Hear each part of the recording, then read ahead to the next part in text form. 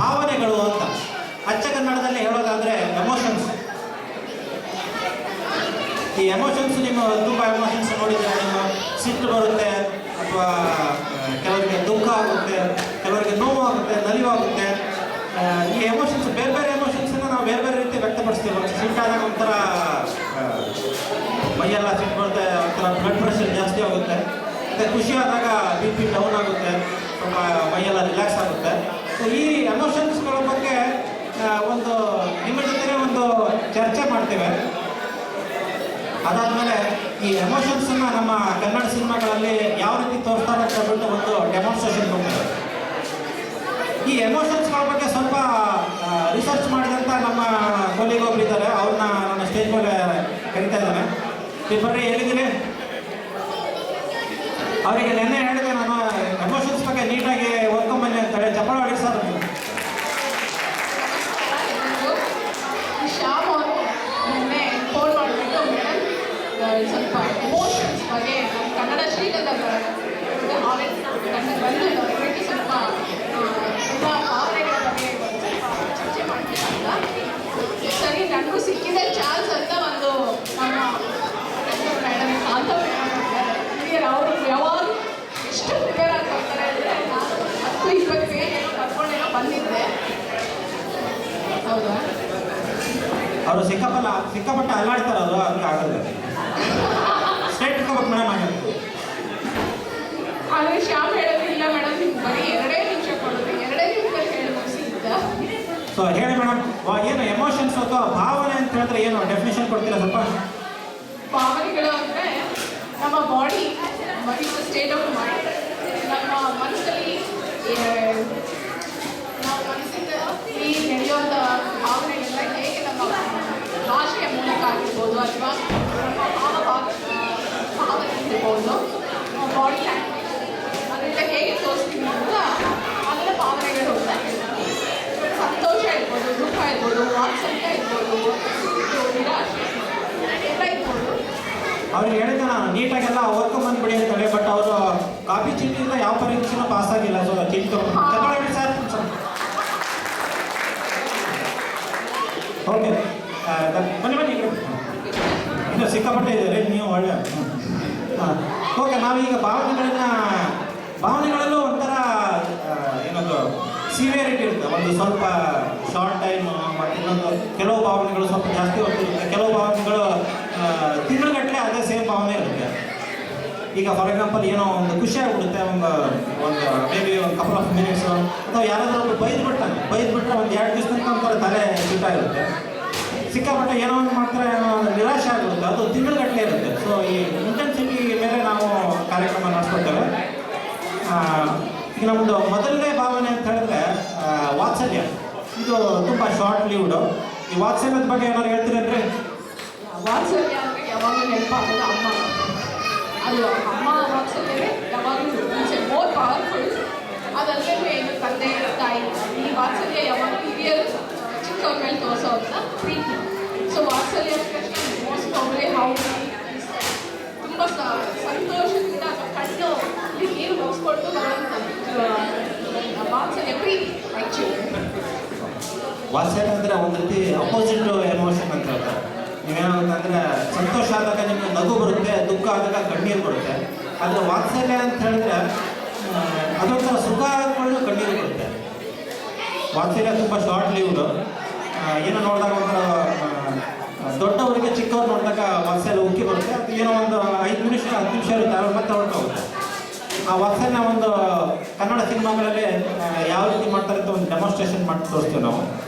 ವಾತ್ಸಲ್ಯಕ್ಕೆ background music ಯಾವಾಗಲೂ ಕೊಡ್ತಾರೆ, sitar music. So ನೀವು ಭಾಳ ವರ್ಷ ಆದಮೇಲೆ ಮಗ ಬರ್ತಾನೆ ತಾಯಿನ ಮೀಟ್ ಮಾಡಲಿಕ್ಕೆ. ಸೊ ಅವರಿಬ್ಬರದ್ದು ರಿಯೂನಿಯನ್ ಆದಮೇಲೆ ಬ್ಯಾಕ್ಗ್ರೌಂಡಲ್ಲಿ ಸಿತಾರ್. ಸೊ ನಮ್ಮ ಯಾವುದೇ ಸಿನಿಮಾ ತೊಗೊಳ್ಳಿ ನೀವು ವಾತ್ಸಲ್ಯ ತೋರಿಸೋದು ಸಿತಾರ್ ಅಂತ.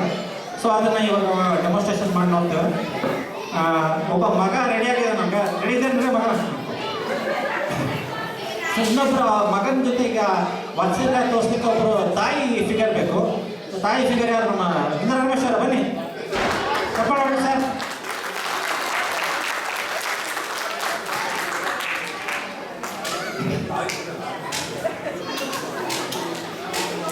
ನಮ್ಮ ಶ್ರೀಗಂಧದಲ್ಲಿ ಚಿಕ್ಕ ಫಿಗರ್, ದೊಡ್ಡ ಫಿಗರ್, ಬ್ಯೂಟಿಫುಲ್ ಫಿಗರ್ ಅಂತಿದೆ. ಆದರೆ ತಾಯಿ ಫಿಗರ್ ಅಂದರೆ ಇಂದಿರಾ ರಮೇಶ್ ಅವರು. ಚಪ್ಪಾಳೆ ಸರ್.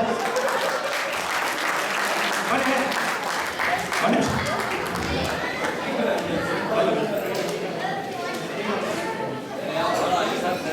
ಬನ್ನಿ ಇವರೇ ಇಂದಿರಾ.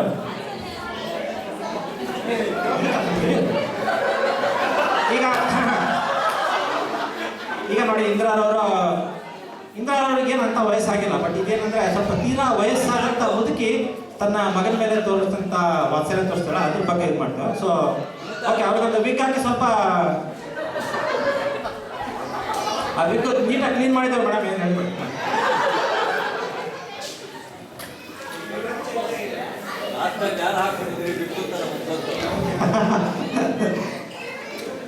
ಸೊ ಇವಾಗ ಸ್ವಲ್ಪ ಏಜ್ ಆದವರು, ಏಜ್ ಆದವರು ಒಳ್ಳೆ ಮಾಡೆಲಿಂಗ್ ಬಂದಂಗೆ ನಿಂತಾರೆ. ಸ್ವಲ್ಪ ಬಗ್ಗೆ ನಿಂತ್ಕೋಬೇಕು ಮೇಡಮ್ ನೀವು. ಹೀಗೆ ಸೊಂಟ ಬಗ್ಸಿ ಈಗ ಪ್ರೇಕ್ಷಕರಿಗೆ ನಿಮ್ಮ ಎಕ್ಸ್ಪ್ರೆಷನ್ ಈ ಕಡೆ ಈ ಕಡೆ. ಆಮೇಲೆ ಇಷ್ಟು ಮುಂಚೆಗೆ ಕಂಟಾಡೋದಿಲ್ಲ, ಸ್ವಲ್ಪ ಏನೋ ಚಸ್ಮಾ ಗಿಸ್ಮಾ ಬೇಕಾ? ಯಾರು ಕೊಡ್ತೀರಲ್ರಿ ಚಸ್ಮಾ? ರಮೇಶ್ ಅವರ ಕೊಡಿ, ನಿಮ್ದೆ ಕೊಡಿ ಸರ್, ಕಾಣಿಸುತ್ತೆ ನಿಮ್ಗೆ ಯಾರು ತಗೊಳ್ಳಿ. ಈಗ ನೀವು ಸ್ವಲ್ಪ ಈಗ ತುಂಬಾ ಮುದುಕಿ, ಈಗ ಬಗ್ಗೆ ಹಿಂಗೆ ಮುದುಕಿರೋರ ಚಸ್ಮಾ ಈಗ ಓದ್ಬೇಕಾದ್ರೆ ಹೀಗೆ ನೋಡ್ತಾರೆ, ದೂರ ನೋಡ್ಬೇಕಾದ್ರೆ ಹೀಗೆ ನೋಡ್ತಾರೆ. ಓಕೆ, ಸ್ವಲ್ಪ ಈಗ ಬೆನ್ನು ಬಗ್ಸಿ ನಿಂತಿರ್ಬೇಕು ನೀವು. ಸೊ ಮುದುಕಿ, ಘಾಟಿ ಮುದುಕಿ ನೋಡಿ ನಿಂತಿದೆ. ಚಪ್ಪಾಳೆ ನೋಡಿ ಸರ್. ಕಿವಿ ಕೇಳ್ತಾನೆ ಮಾಡಿಗೆ. ಈಗ ನೋಡಿ ಮುದುಕಿನ ಮೀಟ್ ಮಾಡಲಿಕ್ಕೆ ಬಹಳ ವರ್ಷದ ಮೇಲೆ ಮಗ ಬರ್ತಾನೆ. ಈ ಥರ ಸೀನಿಗೆ ನಮ್ಮ ಸಿನಿಮಾ ನಿರ್ದೇಶಕರು ಯೂಸ್ ಮಾಡೋದು ಓನ್ಲಿ ಒನ್ ಬ್ಯಾಕ್ಗ್ರೌಂಡ್ ಮ್ಯೂಸಿಕ್, ಅದು ಸಿತಾರ್ ಮ್ಯೂಸಿಕ್ಕು. ಅದನ್ನ ಈಗ ಫಸ್ಟ್ ಗಣೇಶ್ ಕೊಟ್ಟು ರೆಡಿ ಇದ್ದಾರಂದ್ರೆ ಅವರು ನಿದ್ದೆ ಮಾಡ್ಬಿಡ್ತಾರೆ. ಓಕೆ, ಹಾಂ, ನೀವೇನು ಮಾಡ್ಬೇಕಂದ್ರೆ ಈ ಮಗ ಇರ್ತಾನಲ್ಲ, ಮಗ ಬಂದು ಇಲ್ಲಿ ಬರ್ತಾನ, ಅವನು ಇಲ್ಲಿಗೆ ಬಂದು ಅಮ್ಮ ಅಂತ ಕೂಗ್ತಾನೆ. ಆಮೇಲೆ ನೀವು ಮ್ಯೂಸಿಕ್ ಸ್ಟಾರ್ಟ್ ಮಾಡೋದು. ಓಕೆ, ಅವ್ರಿಗೆ ಸ್ವಲ್ಪ ಏಜ್ ಆಗಿರೋದ್ರಿಂದ ಸ್ವಲ್ಪ ರಿಫ್ಲೆಕ್ಷನ್ ಹೋಗ್ಬಿಟ್ಟಿದ್ದಾರೆ. ಈಗ ಭಾಳ ವರ್ಷದ ಮೇಲೆ ಮಗ ಬರ್ತಾನೆ. ಮಗನ ಕೈಗೆ ತಾಯಿಗೆ ಗಿಫ್ಟ್ ಇರುತ್ತೆ ಇಲ್ಲ, ಅವನ ಕೈಗೆ ಒಂದು ಚೀಲ ಅಂತ ಇರುತ್ತೆ. ಸೊ ಆ ಚೀಲ ಇಟ್ಕೊಂಡು ನಮ್ಮ ಮಗ ಬಂದರೆ ನೀವು ಇಲ್ಲಿ ಬಂದು ಇಲ್ಲಿ ಅಮ್ಮ ಅಂತ ಹೇಳ್ಬೇಕು, ಅವಾಗ ಮ್ಯೂಸಿಕ್ ಕೊಡ್ತಾರೆ. ಸೊ ಅವಾಗ ಇವರು ಎಮೋಷನ್ಸ್ ತೋರಿಸ್ತಾರೆ.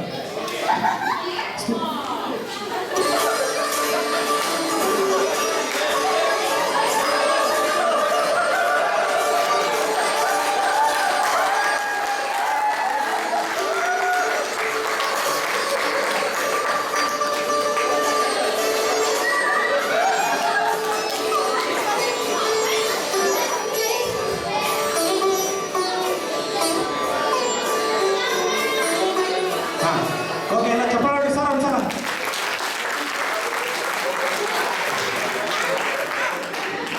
ವೀಕ್ ಕೊಟ್ಟವ್ರಿ. ಓಕೆ, ಸೊ ವಾತ್ಸಲ್ಯಕ್ಕೆ ಯಾವಾಗಲೂ ಅಟ್ಯಾಚ್ ಆದಂಥ ಮ್ಯೂಸಿಕ್ಕು ಸಿತಾರು. ನಮ್ಮ ನಿರ್ದೇಶಕರು ಹಿಂದ್ಗಡೆ ಸಿತಾರ್ ಬಾರಿಸಿದ್ದು, ಹಿಂದ್ಗಡೆಯವರು ಕಣ್ಣೀರು ಸುರಿಸಿದ್ದು. ಓಕೆ, ಈಗ ಮೊದಲನೇದು ಇದು ಶಾರ್ಟ್ ಟರ್ಮ್. ಈಗ ಮಗ ಏನು ಮಾಡ್ತಾನೆ, 1 ನಿಮಿಷ ಬರ್ತಾನೆ, ಮತ್ತೆ ಎಮೋಷನ್ಸು ಒಂದು 5 ನಿಮಿಷದಲ್ಲಿ ಎಮೋಷನ್ ಹೋಗುತ್ತೆ. ಅದೇನಂತ ಲಾಂಗ್ ಟರ್ಮ್ ಎಮೋಷನ್ ಏನಲ್ಲ. So next one, so little more intensity ಅಂತ ಹೇಳಿದ್ರೆ ಸಿಟ್ಟು. ಈಗ ಮನುಷ್ಯನಿಗೆ ಸಿಟ್ಟು ಬರುತ್ತೆ. ಸಿಟ್ಟಿನ ಬಗ್ಗೆ ಏನಾದ್ರು ಹೇಳ್ತೀರಂತ ನೀವು?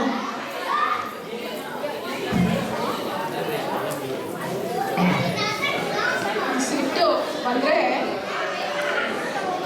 ಯಾವಾಗ ಬರುತ್ತೆ ಅಂದರೆ, ಈಗ ಯಾವುದಾದ್ರೂ ನಮಗೆ ಇಷ್ಟ ಆಗೋದು ಆಗಿಲ್ಲ ಅಂದಾಗ ಸಿಟ್ಟು ಬರುತ್ತೆ. ಅದನ್ನು ಯಾವ ರೀತಿ ತೋರಿಸ್ಬೋದು? ಸಿಟ್ಟು ಈಗ ಸಿಟ್ಟು ಬರೋದು ನೋಡಿ, ನೂರಾರು ಇದು ಉದಾಹರಣೆಗಳು ತುಂಬ. ಈಗ ಗಂಡ ಹೇಳ್ತಾನೆ ಸಾಯಂಕಾಲ 5 ಗಂಟೆಗೆ ಬಂದು ಶಾಪಿಂಗ್ ಕರ್ಕೊಂಡು ಹೋಗ್ತೀನಿ ಅಂತೇಳಿ, 5 ಗಂಟೆಗೆ ಬರೋದಿಲ್ಲ ಅವನು, 5 ಗಂಟೆ 5 ನಿಮಿಷಕ್ಕೆ ಬರ್ತಾನೆ. ಸೊ ಸಿಕ್ಕಾಪಟ್ಟೆ ಸಿಟ್ಟು.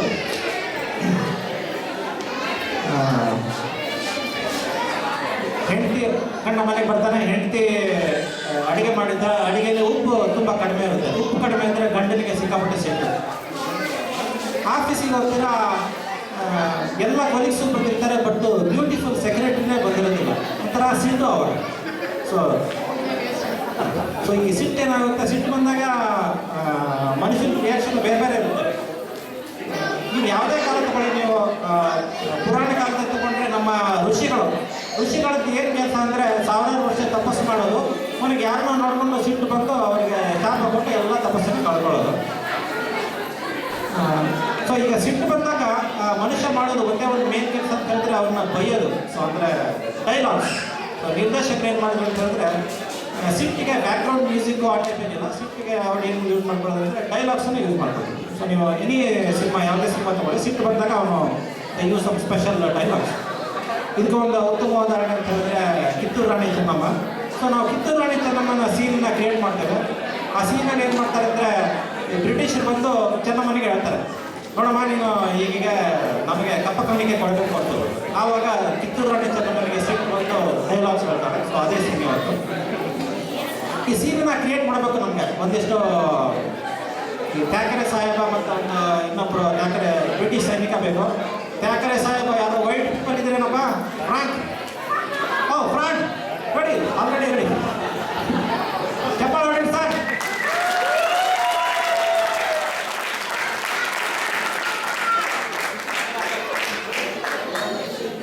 ಸೊ ನಾವು ಯಾರೋ ನಮ್ಮ ಬ್ರೌನ್ ಕಲರಿಗೆ ಸ್ವಲ್ಪ ಬೆಳೆ ಬಣ್ಣ ಕೊಟ್ಟು ವೈಟ್ ಮ್ಯಾನ್ ಮಾಡೋಂಥ, but real Thackeray Saheb here. Okay, Thackeray Saheb ಜೊತೆ ಮತ್ತೆ ಯಾರು ಒಬ್ಬರು ಸೈನಿಕರ ಬಗ್ಗೆ ಯಾರಾದರೂ ಬರ್ರಿ, ಯಾರು ಬರ್ತೀರಾ? ಯಾರಾದ್ರೂ ಹೊಸರು ಬರ್ಬೋದು, ಬನ್ನಿ ಸರ್ ಯಾರಾದ್ರು. ಬರ್ರಿ ಅವರು, ನೀವು ಒಳ್ಳೆ ಬನ್ನಿ ಬನ್ನಿ ಹತ್ತು ಬನ್ನಿ ಸರ್, ಚಪ್ಪಳ ಹೊಡ್ರಿ ಯಾರಿಗೆ ಒಂದ್ಸಲ.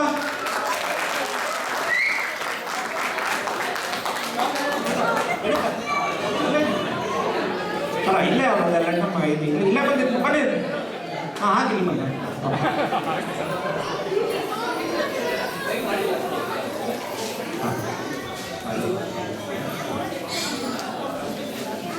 ಸೊ ಅವರಿಗೊಂದು ಸ್ವಲ್ಪ ಮೈನರ್ ಕಾಸ್ಟ್ಯೂಮ್ಸ್ ಹಾಕಿ ತ್ಯಾಕರೆ ಸಾಹೇಬ್ ಜೊತೆ ಮತ್ತೊಬ್ಬ ಸೈನಿಕನಾಗಿ ರೆಡಿ ಮಾಡ್ತಿದ್ದೇವೆ. ಸೊ 2 ಜನ ಬ್ರಿಟಿಷರು ನಮ್ಮ ಇಸ್ಟರ್ನ್ ಪ್ರೋಗ್ರಾಮಿಗೆ ಅವ್ರಿಗೆ ಬೆಳೆ ಬಣ್ಣ ಬೆಳೆಯೋಕ್ಕಾಗೋದಿಲ್ಲ ನಮಗೆ. ಸೊ ಬೆಳಗಿದ್ದಾರೆ ಅಂತ ತಿಳ್ಕೊಳ್ಳಿ ಅವರು. ಸೊ 2 ಜನ ಬ್ರಿಟಿಷರು ಇಲ್ಲಿ ಬನ್ನಿ sir.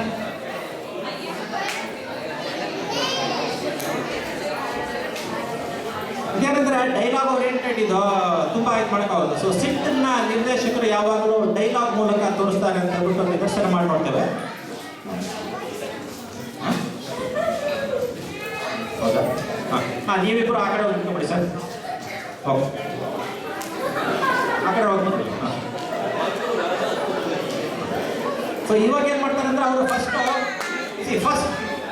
Okay, I will speak in English. So first you have to tell, because everything is recorded. So first you have to tell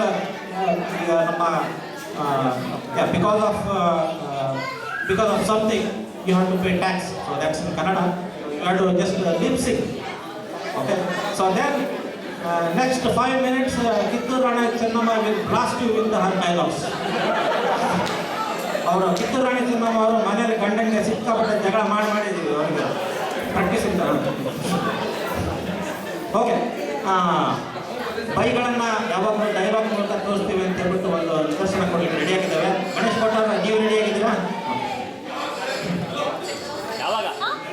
ಹಾಂ ಹಾಂ ಓಕೆ, ಹಾಂ ಸ್ಟಾರ್ಟ್ ಮಾಡಿ. ನಾವು ಇಲ್ಲಿಗೆ ಬಂದದ್ದು ಒಂದು ಒತ್ತಾಯದ ಒಪ್ಪಂದದಂತೆ ನೀವು ಕೊಡಬೇಕಾದ ಸುಖವನ್ನು ಕೇಳುವುದಕ್ಕೆ.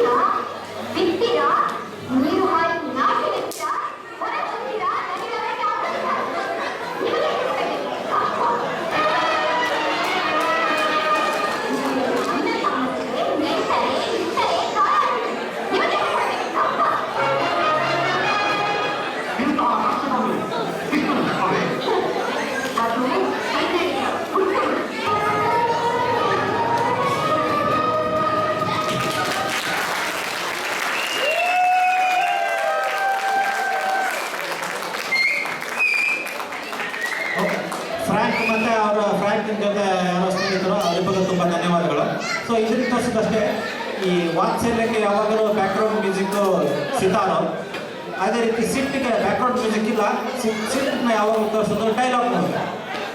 ಸೊ ಮೂರನೇ ಸಿಟ್ಟು ಅಷ್ಟೇ, ಏನೋ ಸ್ವಲ್ಪ ಏನೋ ಹೆಂಡತಿ ಸಿಟ್ಟು ಬರ್ತಾ ಕಣ್ಣಿಗೆ ಬೈಕ್ ಬಿಡ್ತಾಳೆ, ಒಂದು 15-20 ನಿಮಿಷ ಇರುತ್ತೆ ಇಂಟೆನ್ಸಿಟಿ, ಅಷ್ಟೇನು ಭಾಳ ಲಾಂಗ್ ಡ್ಯೂರೇಷನ್ ಏನಲ್ಲ ಅದು.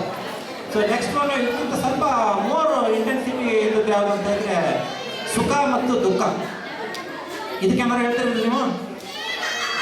ಹೇಳ್ಬೋದು.